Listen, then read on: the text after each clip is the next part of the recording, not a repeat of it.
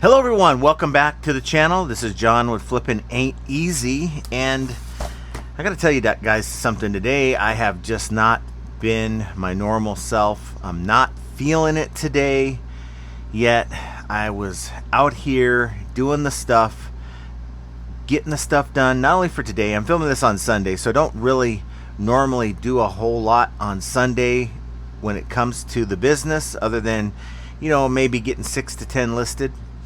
But not only did I do that, but I also got enough, really, if I wanted to take tomorrow off, Monday, you know, with the main listing part of it, then I might do that. I mean, I'm just not feeling great.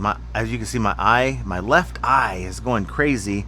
Ever since that trip that we took to Charlotte, my eye has been really red. And last night, not only was it red, but I had a headache right behind that eye, and I just don't know what that's about. So, you know, it is what it is. We keep pushing forward, but I guess the message of this video is, or the question that I have to you guys out there who are successful, maybe you don't need really any pep talk on how to do this or how to become motivated, but there's a number of people who actually would like to know, how do you keep yourself motivated? How do you keep yourself firing on all cylinders when maybe you just aren't feeling it? Now, for myself, I'll just tell you that I work pretty much every day. Now, some will say, hey, you're looking tired, John. You're looking like you need to take some time. Saw someone put, you look stressed. I don't have any reason to be stressed. I don't. Sales are good. Stress, let me tell you something about stress. Stress is being unsure about your eBay business. Stress is having your wife tell you you might need to go get a job. That's stress, okay? Because I got to tell you, I'm no spring chicken. 51 years old, now 6 years removed from the workforce. And I don't care how many awards I got at my last employer. I just don't see a whole lot of demand for someone like me. Now, maybe I'm just selling myself a little bit low here, but I'm just being real.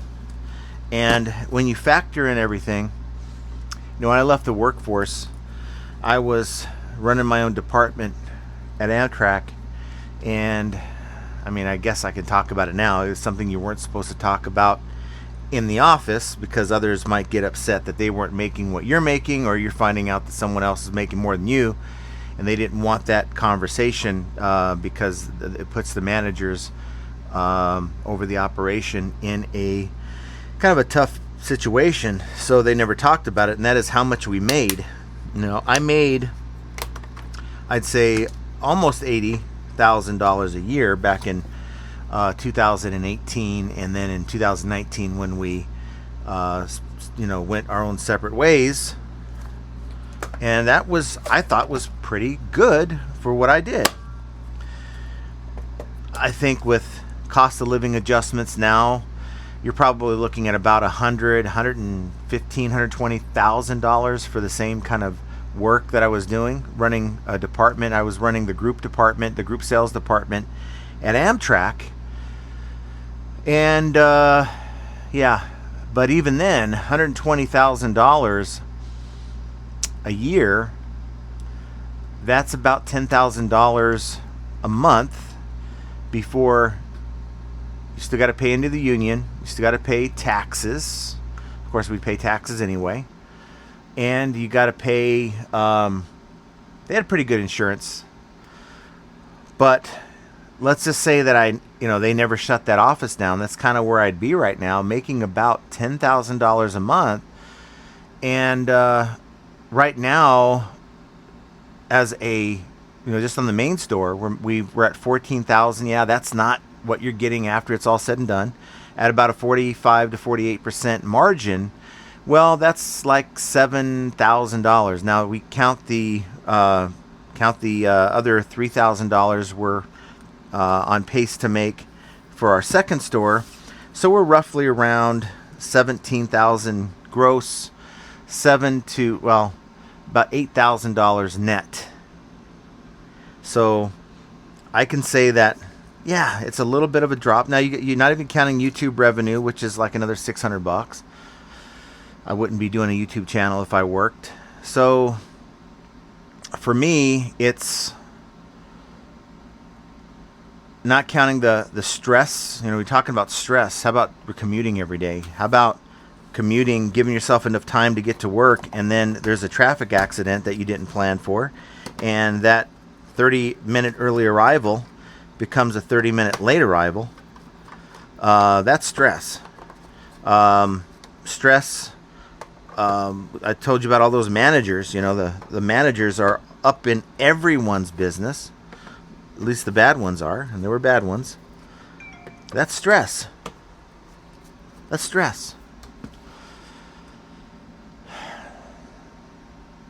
So I look back and I almost feel like I should have done this earlier. Now that's may or may not be a popular take, but is it worth the extra $1,000, $1,500 a month by not having that stress? So I don't necessarily think that I'm stressed. And by the way, you guys know I'm out here working, so if I look like I'm distracted, not entirely focused on the camera, it's because it's a new series we're kind of doing where, like right now, I'm taking apart this Oofy robot vacuum. Haven't really messed with an Oofy robot vacuum, but if it's anything like some of the other vacuums that I've messed with, it shouldn't be very difficult. I just seem to have one screw that's not finding, or it's not cooperating, but I'll figure it out while we go through this video. So look, guys, I don't feel stressed. I might look stressed because I'm 51 years old and I worked my ass off. Like this weekend, I took time to go and play some cards. I went and played cards last night, and I won a little bit, but I got into a hand where it was a really, what we call a cooler, meaning that, man, it doesn't happen very often. You just got bad luck. So I had some bad luck, and that was about a $300 hit to my win. Even though I won about $100 when it was all said and done. So, you know what? I'm a fairly decent poker player. Pride myself on that. If you want to say pride, I guess. Maybe I shouldn't say pride, but I think I'm a pretty decent poker player, and it's fun to get away once in a while, just to get out of the house. So it's a little hot to play golf. I want to do that at some point. So there's things that I look forward to that help me stay motivated, and I think there's things that you guys can do if you just don't have the motivation. How do you get the motivation and to work through? Here's the tough ones here. When you're not feeling well, right? Something's wrong. You're not feeling right. You have low energy. You just don't see, yourself going out and working in the garage, or I'm in the hot garage, but it's okay. Today was one of those days for me. And it's more about developing a mindset of mind over matter, guys. Mind over matter. You got to think of, what is the alternative? This part was broken, it looked like. I don't know. Maybe not. No, it's not broken. Interesting. A little different. So, what's the alternative? I mean, if you don't get up and go to work, this stuff ain't listing itself. This vacuum cleaner ain't taking itself apart. And here I am. I'm taking this robot vacuum cleaner apart, because There's probably about 20 to 30 different components in here that will bring me about maybe between $100 and $150 in sales. Maybe a little bit more than that. I guess maybe about a couple $100 in sales. I'm looking at the wheel assembly right now. The wheel assemblies go for about $20 per wheel. It's a wheel with a motor built in as well. So, and this thing pops right off, maybe? Hold on. So again, I apologize. I'm always going to seem a little distracted when I'm out here. I don't mean to be, but I'm doing the work while talking to you guys at the same time. Okay, well, got one wheel assembly off. This is kind of what they look like. Whoops, kind of what they look like. You got the motor on the wheel, and it screws right into the robot. A lot of the better ones are like this, where it's kind of modular. It's just a few screws. They pop in, they pop out, pop right back in, and it's really easy for just a random Joe to replace these things. So, guys, I know it's hard. I know it's hard for some people out there, and you know, we don't talk about it a lot because, you know, especially like the channels on YouTube, it's like, I'm not making sales because of X, Y, and Z. But you know what? Things happen. You're going to have problems. You're going to have situations where you just don't feel motivated to get out there. But you got to, like for instance, the whole listing thing. People are so on board with this idea that, oh, you know, these AI listing programs are going to be it for me. They're going to be the thing. It's going to get me over the hump. I'm going to be able to be motivated to do that. But I've seen these listing programs, the ones that are out. I've seen the videos of the ones that are not. And I'm not trying to throw shade at all. And I know that there's more coming from other companies, but that's not even it. It's about just looking at some of these programs, and it's like, okay, you could actually get more done through AI, but you're going to have to, in many cases, change your processes if you want to make it work for you. And are you willing to change your processes to eke out only a little bit more of productivity? So many people have tried these programs and they come back saying, this isn't working for me. This isn't working for me. And this is a question only you're going to be able to come up with the answer for after you've tried it yourself. And I encourage you to try them. I'm not going to sit here and tell you not to use AI. I'm a firm believer that AI is the future. But is that going to help you feel motivated? Is AI going to help you become motivated? If listing is the hurdle, you still have to list with these tools. It isn't like I took these pictures and I'm going to send a file off to somebody in Pakistan to do it for me. You still have to go in and load these things in the computer and tell the computer what you want it to do with that data. And so I think we put a lot on the things that we don't like to do, but I think it's much more than that. I think each and every one of us has to dig deep and understand that this is our life. Now, you might come up with some opportunities in the future that might allow you to get away from reselling. This isn't a gig that's going to make you rich, and if you don't enjoy doing it, you might want to look elsewhere, if I'm being honest with you. I don't have a magical formula that's going to get you motivated. I can only tell you what keeps me motivated, and that's looking at my checkbook. Or, you know what I mean. Nobody has a damn checkbook anymore. I mean, at least I hope not. I'm always looking at my online account.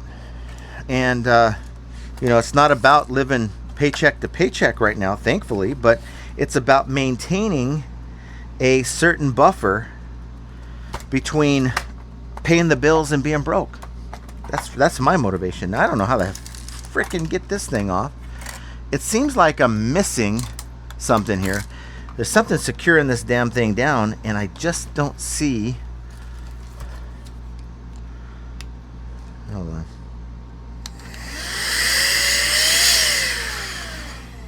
I'm only doing this because it has a light feature on here. I guess I could use my phone. There's a light feature on there. So, I'm trying to see, what am I missing here? Okay, that screw's gone, that screw's gone. So, sometimes that could be the challenge. You could be up against a screw that you thought you popped out of here, and that's not the case here. I have 8 different screws, and all 8 are accounted for. It's very strange. Normally, once you remove the screws, no, that's gone. Once you remove the screws, these things are just, they just pop right out. There's a couple smaller ones I think I missed. So I'll continue.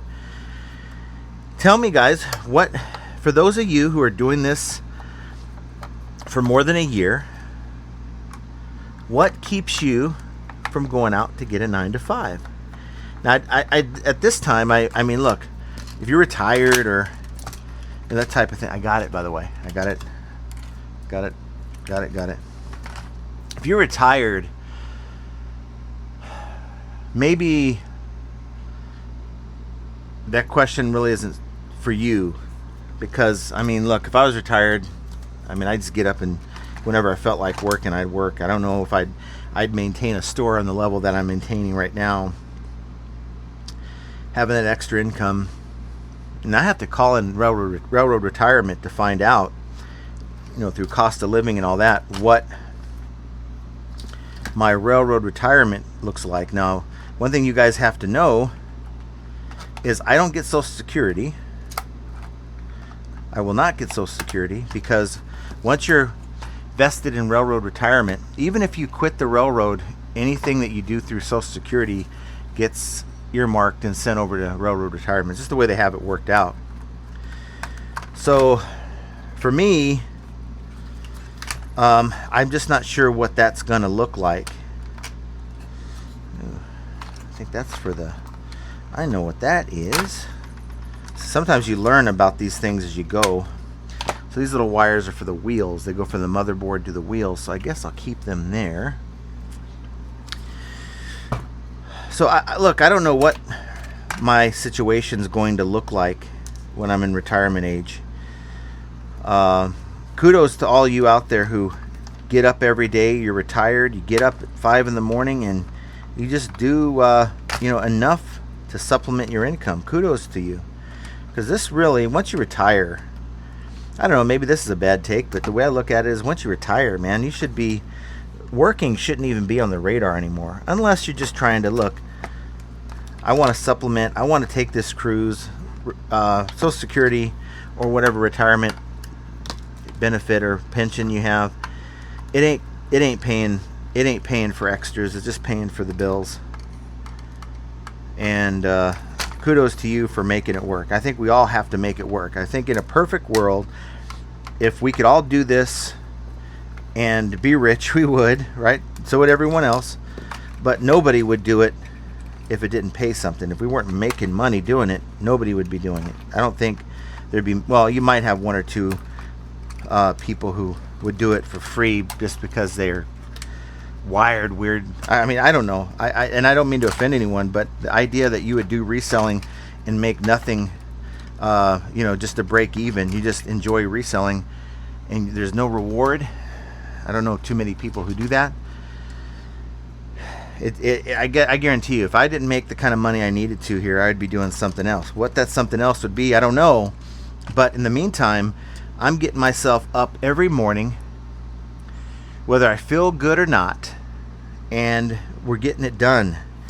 And it's about developing that mindset, guys. Got to develop that mindset. And I don't know how to tell you, I don't know how to get you to develop that mindset. Here's an unpopular take. Some people are doing this because they have to, but they probably shouldn't be. Resellers. You know, we talk about customer service in the videos that I put out last week, and it's a good part of the business that we're in. And part of it is being motivated to deal with people. Some people are like, look, I don't want to deal with people. I have that shirt that says people, 1 star. I do not recommend. And some days I feel exactly like that. But not to the point where I won't deal with people. I'll deal with people and I'll be as professional as I can because I owe it to myself and I owe it to my reseller community. And that's the union we should form. That's the union we should form.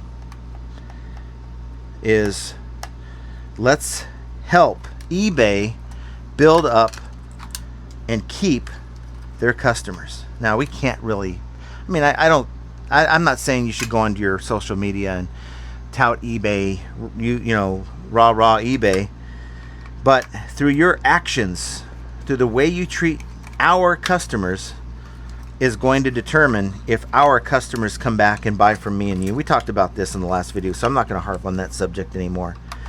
But my motivation is a sort of a mind trick. I trick my mind into accepting that this is my life now. I don't run a department with Amtrak anymore. I run my own business. And yes, it very well, and it actually is, I guess we should be able to admit that this is nothing but a job that we've created for ourselves. I'll admit that. Nothing wrong with that. Would you rather have a job that you've created for yourself than one that relies on someone else? Someone else's appreciation? I'll tell you what we used to do every year in September, right before the end of the fiscal year. As supervisors, we'd have to take time and write up a self-evaluation of ourselves. We'd have to back it up with facts, and we didn't have AI to help us write a really nice fluffy piece about ourselves, but we had to submit a document that highlighted all we did for the company in that fiscal year. And can you imagine if you were to, as a reseller, you had to justify your worth to eBay if you wanted to remain top rated as a seller? Put AI aside. If you had to go with just out any kind of AI and write up your own piece on what makes you a top rated seller, why are you top in your category, what would you write about yourself? I want to know. Put that down below. What would you write about yourself if your seller level was dependent on convincing somebody at eBay that you're worthy of being a top rated seller? Now, thankfully, we don't have to do that, but that was my world. Now it's performance-based entirely. I wish Amtrak was performance-based because you had so many people, and this is a known fact, there's so many people that you look at their numbers, you look at their stats, and it's like, there's no way they got like the top raise. And while the word didn't go out, it was kind of an unofficial thing that like, oh, this person got like the top rating for the year, or that person got the top rating for the year. Kind of rumors went out about that. And sometimes they'd kind of confirm, yeah, that's what happened. This person did get the top raise because they did X, Y, and Z.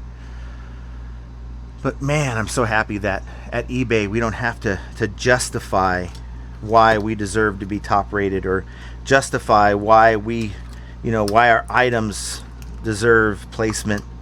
It's just performance based. eBay doesn't know you from Adam. That's the good thing. Now, some might argue, well, eBay doesn't like me, eBay has something against me, but I promise you, eBay doesn't have the technology, nor do they have they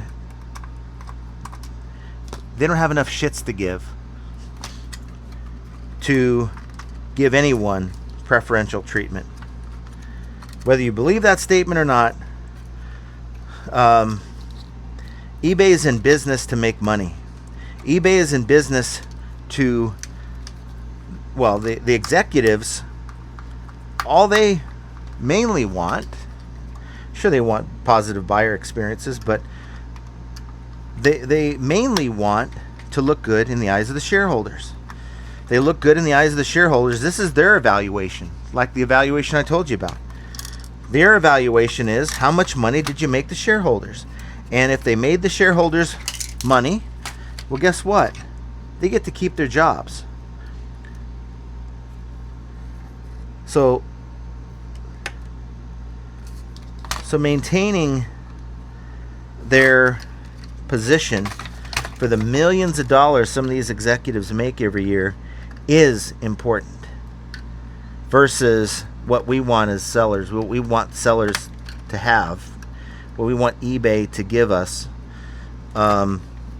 If it was a business that cared about that, then yeah, I would say, you know what, we should keep filling in that feedback, that feedback form on eBay. But it's not, and we have to learn to accept that. Why do I bring that up? Because look, if you don't feel like who you're working with cares about you, man, that's demoralizing. It's really hard to feel good about what you do when you feel like the company you're working, and we're not working for eBay, but might as well be, right? But if you don't feel like the company you're working with has your back, it's hard to get up every day and be motivated, right? So you got all those factors. You got health, you got a platform who could care less if you succeed. You're just a number. It's a reality. I'm not trying to throw shade eBay. I know I'm trying to stay away from the potted plant that you're going to have me sitting behind at eBay Open. But I'm being real. I remember having employees that felt very demoralized because their manager, or one of my peers, their supervisor, didn't like them.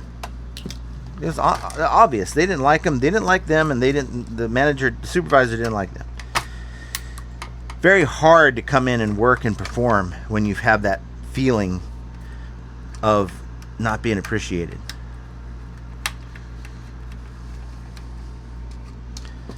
And do you, as a seller, do you feel unappreciated? Should we have the right as sellers to want to feel appreciated? Put your comments down below.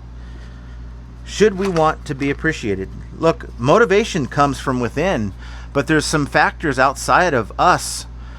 We can only provide so much motivation for ourselves. If I say, look, take $50 to $100 out of whatever you're making every month and do something nice for yourself if you hit a goal, okay, that's nice, but I can tell you that's probably not what's going to get you up every morning to do this. Not for a $50 to $100 prize at the end of the month. If you have other factors that are pushing you down, I don't care how much motivation you have. If you're fighting eBay because you feel like your performance is worthy of top rated, but they're only having you at above standard because of a couple things that you feel are out of your control, that's got to be difficult to get up every morning and go, man, I'm doing what I can. A couple things happened. I learned from them, but I'm being punished by it. Versus there's scammers actively out there right now, and they're getting second chance after second chance after second chance. So I'm not going to sit here and pretend like, oh, it's so easy to be motivated. I'm just telling you what I do for myself. Maybe this will give you ideas. Maybe it'll give you some perspective. Maybe it'll give you some hope that it is possible, guys. If I wasn't motivated, I'll just say it like this. If I wasn't motivated to do the best that I can, I promise you, I wouldn't be making what I make on eBay. And I'm not saying I'm I'm killing it, I'm lighting it up, but I'm making full-time eBay work. And there's a lot of people that can't say that, despite the efforts that they're making. So I think motivation could be the factor, like getting up at 6 a.m. to go to a yard sale. There's been many times that alarm clock goes off 5:30 in the morning, so I have enough time just to throw something on and get the hell out of the door. I'll go back to bed sometimes, and I'm a motivated guy.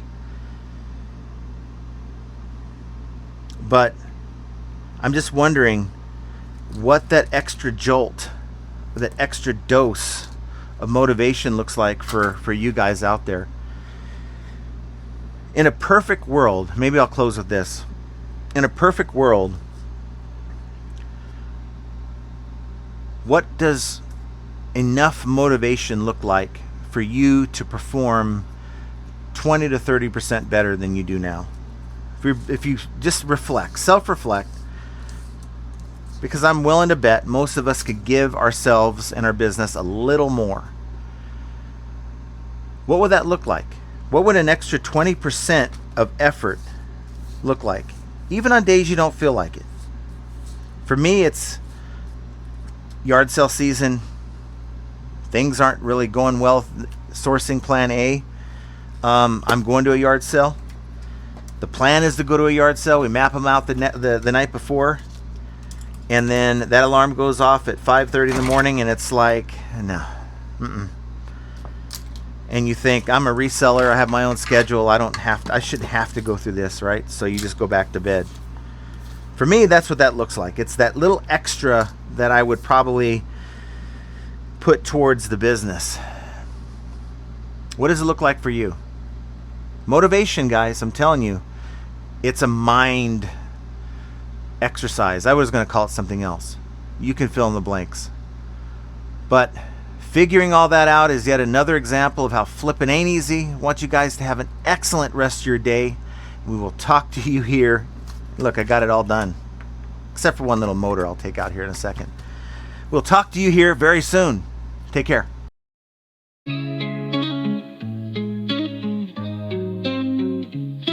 Oh!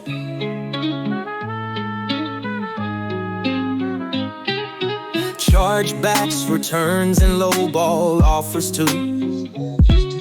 Vero takedowns, they're a pain, what can we do?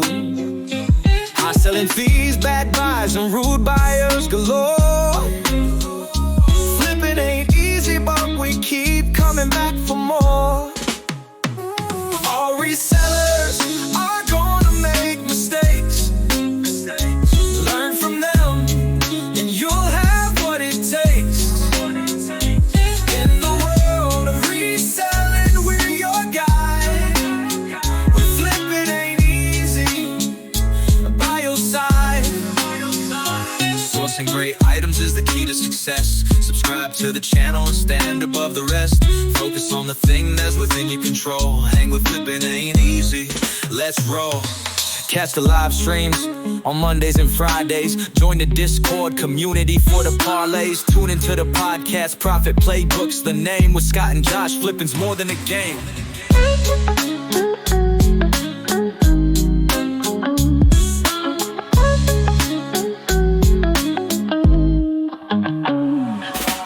Chargebacks, returns, and lowball offers too. Vero takedowns, they're a pain, what can we do? High selling fees, bad buys, and rude buyers galore. Flipping ain't easy, but we keep coming back for more. Oh, all resellers are gonna make mistakes. Learn from them, and you'll have what it takes. In the world of reselling, we're your guide. Flipping ain't easy, but by your side. Sourcing great items is the key to success. Subscribe to the channel and stand above the rest. Focus on the thing that's within your control. Hang with flipping ain't easy, let's roll. Catch the live streams on Mondays and Fridays. Join the Discord community for the parlays. Tune into the podcast, Profit Playbook's the name. With Scott and Josh, flipping's more than a game.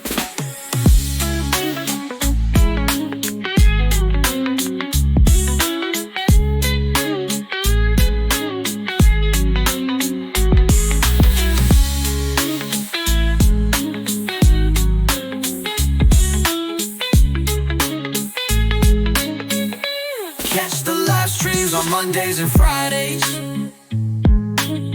Join the Discord community for the parlays. Tune into the podcast, Profit Playbook's the name. With Scott and Josh, flipping's more than a game.